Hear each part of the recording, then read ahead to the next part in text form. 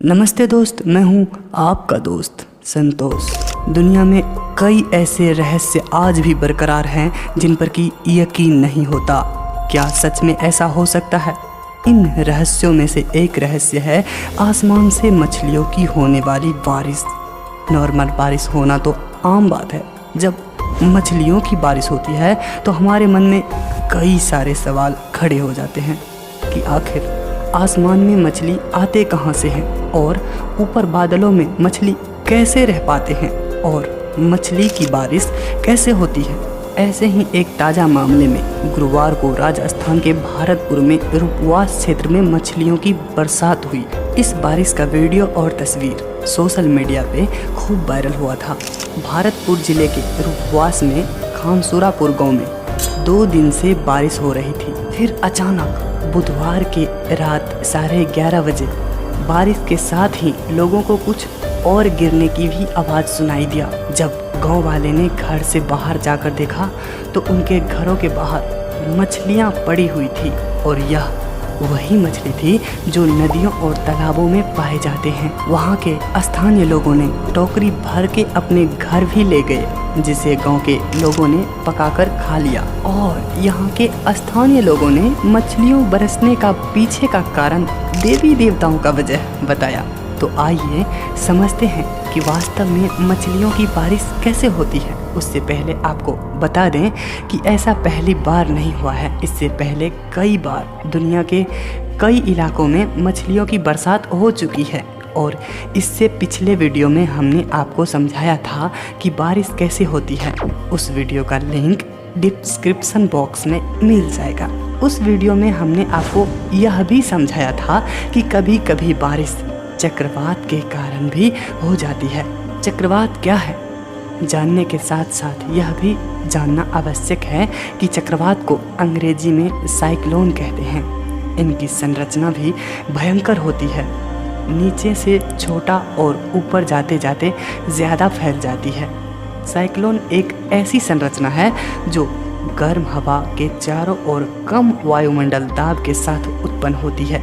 जब एक तरफ से गर्म हवा तथा दूसरी तरफ से ठंडी हवा का मिलाप होता है तो वह एक गोलाकार आंधी का आकार ले लेते हैं। इसे ही हम चक्रवात कहते हैं।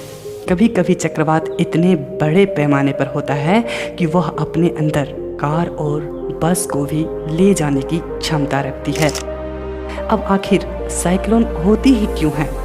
जब सूरज की किरण हमारी पृथ्वी पर पड़ती है तो पृथ्वी की सतह धीरे धीरे गर्म होने लगती है और यह स्थान समान रूप से सभी जगह एक साथ गर्म नहीं होते।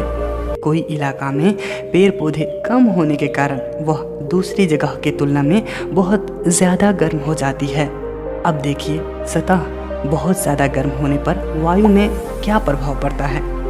जैसे हम एक खाली बोतल लेते हैं, उसके मुंह पर चिपका हुआ बैलून लगा देते हैं। अब इस खाली बोतल को जैसे ही हम गर्म पानी में डालते हैं तो आप देख सकते हैं कि बैलून फूल जाता है, क्योंकि खाली बोतल में भी हवा भरा हुआ रहता है। अब इसे जब ठंडा पानी में डाला जाता है तो फिर बैलून सिकुड़ जाता है।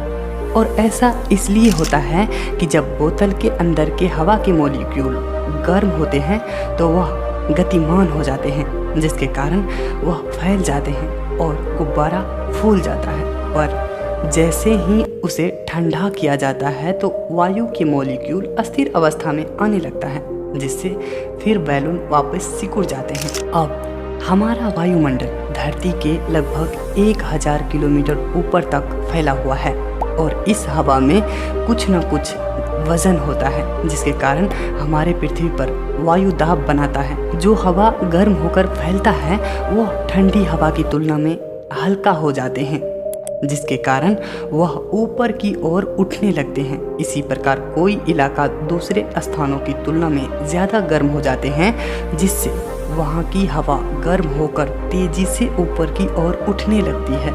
और जहाँ से हवा ऊपर की ओर उठती है वहाँ के खाली स्थान को भरने के लिए चारों ओर की हवा उस तरफ आने लगती है और यह एक बवंडर का रूप ले लेती है। और यह बवंडर तब तक रहते हैं जब तक कि वहाँ का तापमान समान ना हो जाए। इसी प्रकार जब बवंडर समुद्र या नदियों से होकर गुजरते हैं तो पानी के साथ मछली और अन्य जीवों को भी अपने साथ उड़ा ले जाते हैं और यह हवा के बहाव में इधर उधर चले जाते हैं। और जिस स्थान पे वह शांत हो जाती है तो वहाँ पानी के साथ मछलियों का भी बारिश हो जाती है। आई होप दोस्तों कि आपको समझ आ गया होगा कि मछली की बारिश कैसे होती है। क्या आपने इससे पहले कभी मछलियों की बारिश देखे हैं या फिर सुने हैं? तो हमें कमेंट बॉक्स में ज़रूर बताइए। और वीडियो अच्छा लगा हो तो लाइक कर दीजिए और ऐसे ही ज्ञान विज्ञान से संबंधित वीडियो के लिए हमारे इस चैनल को भी सब्सक्राइब कर लीजिए। और अब हम मिलेंगे नेक्स्ट वीडियो में,